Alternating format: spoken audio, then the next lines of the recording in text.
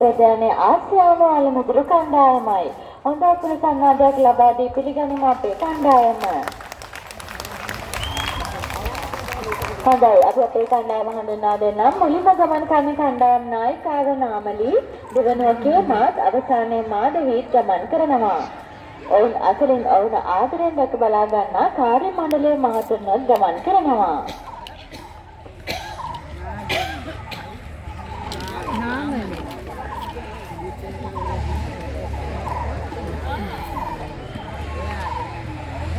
Ya kode sini. Ya atau nak itu tinggi mana? Itu net picture. කණ්ඩායම පොගන ඉදිරියට මෙවර නායකත්වයට ආචාර්ය කරන ආකාරය ඔබගේ උණුසුම් අපේ සංවාදයක් ලබා දෙමු. මාත් ඉදිරියට වගේම පිටුපසට උනත් ගමන් කිරීමේ හැකියාව තියෙනවා. පිටුපසට ගමන් කිරීමේදී මොවුන්ගේ වල්ගිය භාවිතා කළ තමයි පිටුපස ඇති බාධක හඳුනාගන්නේ. ඉතින් අපේ මේ නරඹන්නන්ට වගේම අපිටත් බොහොම අපූර්වට වැදගත් නොවනලා වගේ පුංචි අලිපස්ස තියලා මෙන්න මේ විදිහට වාඩි වෙන්න පුළුවන් කියලා තමයි මේ ඔබට පෙන්වන්නේ.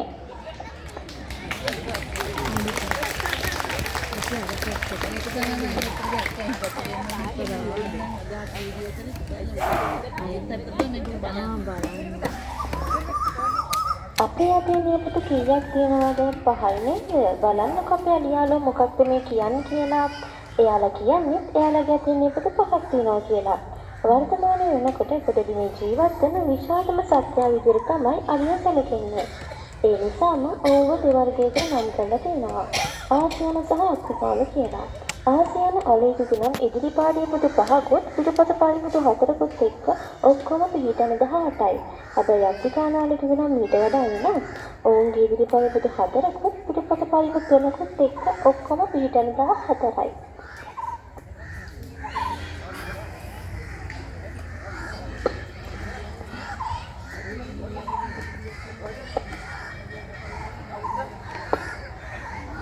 අපේ මේ අලියාලුවන් දනාට අලිසෙල්ලම් කළා මහන්සි හිතලාද කොහෙද? දැන් මේ චුට්ටක් රුම් ඇතුලේ නිදා ගන්න තමයි මේ වුන් සූදානම් වෙන්නේ.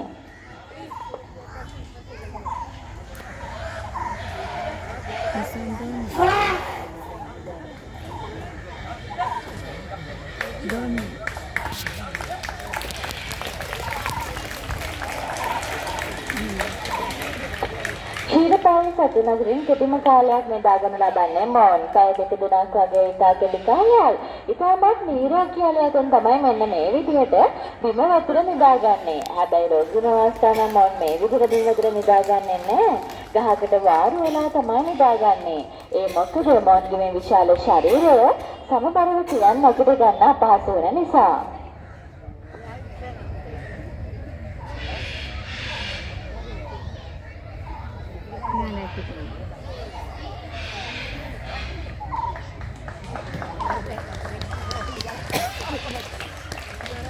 ඉතින් බලන්නකෝ අපි මේ මාධවී අලි සමාජිකාව අනිත් අලි සමාජිකාවන් දැන් නිදාගෙන ඉද්දී හරි අපූර්වට ආරක්ෂාව පිළිබඳ සේවා බලන හැටි. අලියා කියලා කියන්නේ රංචු වශයෙන් ජීවත් වෙන සත්ත්ව කොට්ටාසයක්. මොන්ගේ මේ රංචුව මාතෘ මූලික වෙනවා. මේ වගේ හැසිරීම් ඉරියව් ස්වභාවික පරිසරයේ ඉන්න අලිවල තුලින්ද දැක බලා ගැනීමේ හැකියාව තියෙනවා.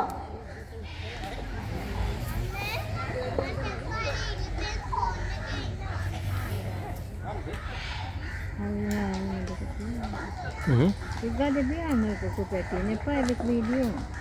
Si, ouais, mais je regarde bien aussi. Je fais les deux, regarde. Regarde. Regarde, vidéo.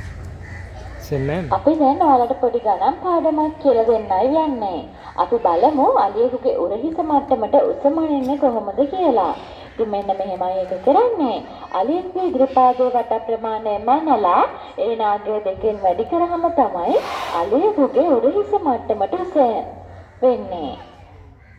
ඉතින් ඔයාලා කැලේක ඇවිදගෙන යද්දී අලියෙකුගේ ඉදිරිපා සලකුණක් දැක්කොත් මෙන්න මේ ක්‍රමය මගින් ඔයාලට පුළුවන් ඒ අලියගේ උස ගණනය කරගන්න. ඉතින් මේ මිනුම් ක්‍රමය ශ්‍රී ලංකාවේ ජන සමාජය විසින් සම්මත කරන මිනුම් ක්‍රමයක්ද වෙනවා.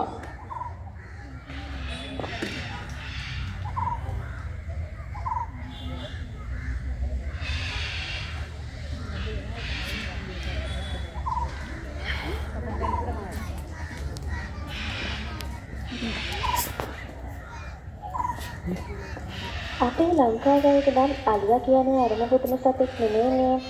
අපේ වෙන රජතුමාගේ මංගල හස්තියා විදිහටත් පෙරහැර ගමන් වලට වගේම දරුවසනගෙන යන්න භාවිතා කරලා තියෙනවා.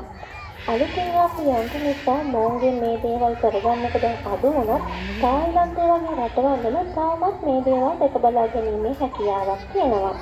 ඉතින් මේ පෙන්වන්නේ අපේ අලියාලුව කොටයක් අරගෙන යන විදිහ. මෙයාලට එක්වරකට කිලෝ 350ක බරි කිරීමේ හැකියාවක් පවතිනවා. ඔයාලට පේනවද අපේ අලියාලා මේ කොටය අරගෙන යන ආධාරකය මොකක්ද කියලා? ඒක අපි හඳුන්වන්නේ වෙලුව නමින්. වෙලුව භාවිතා කරන්නේ මොවුන්ගේ දත්වලට වන හානිය වම කරන්න. වෙලුව සකස් කරලා තියෙන්නේ කිතුල් කෙඳි ආධාරයෙන්.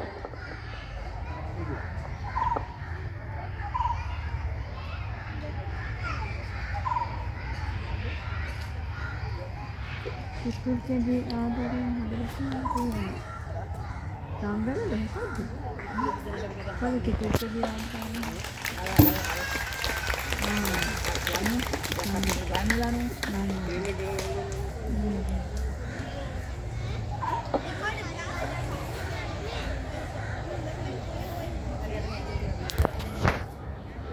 අපේ මේ චුලු දුර පුතාලත් බාස්කට්බෝල්, නෙට්බෝල්, වොලිබෝල් වගේ ක්‍රීඩා කරලා තිනව නේද? ඉතින් බලන්නකෝ අපේ මේ මාධ්‍යවේදී සමාජිකාවගේ මේ සූදානම නෙට්බෝල් සෙල්ලම් කරන්න. බලමෑගේ මේ උත්සාහය උත්සාහය සාර්ථකයි ලකුණක් ලබා ගන්නවා. බලමෑගේ දෙවැනි අවස්ථාව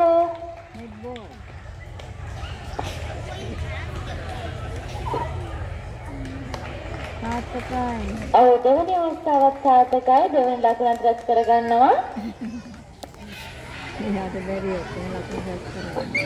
බලමෑගේ තුන්වෙනි අවස්ථාව ඔබගේ උණුසුම් අතර සන්නාදයකින් අපි අවදිරිමත් කරමු. දක්ෂ ලෙස ලකුණු 3ම ලබා ගන්නවා මේ අවස්ථාවේදී.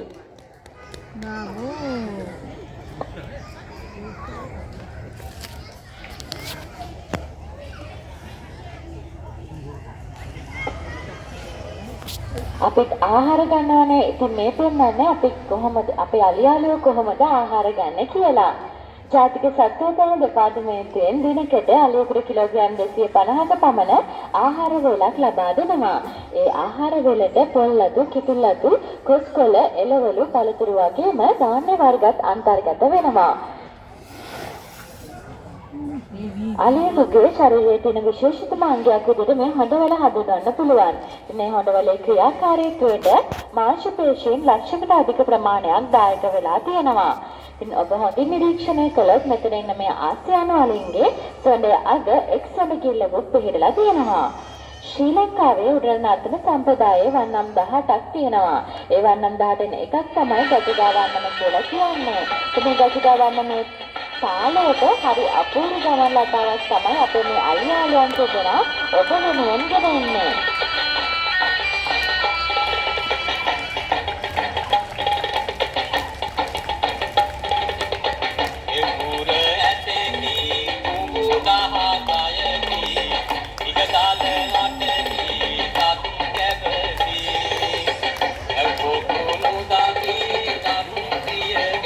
හොඳයි ඒක හැකියාවන් සමගින් අදින්ම කලමිත්‍ර හමුවීමකට පත් වෙනවා. අලමිත්‍ර හමුවේ පිටපත් අපේ සමාජිකාවන් තිබෙනකට තරුණ මහතුන් සංග්‍රහයක් බලා ගන්න ආකාරය මංගල මහතුරුන්ට නරඹු ඔබ සමගත් ස්තුතියි. ඒ වගේම මනස්ථානන් ක්‍රියාමද මාත්‍රේ නෝන්ද ප්‍රණීතවත් කලතුරු සංග්‍රහයක් ලැබෙනවා. එයත් ඔබට දෙසිනේ ස්ථානවල සිටින දැක බලා ගන්න පුළුවන්. ස්තුතියි.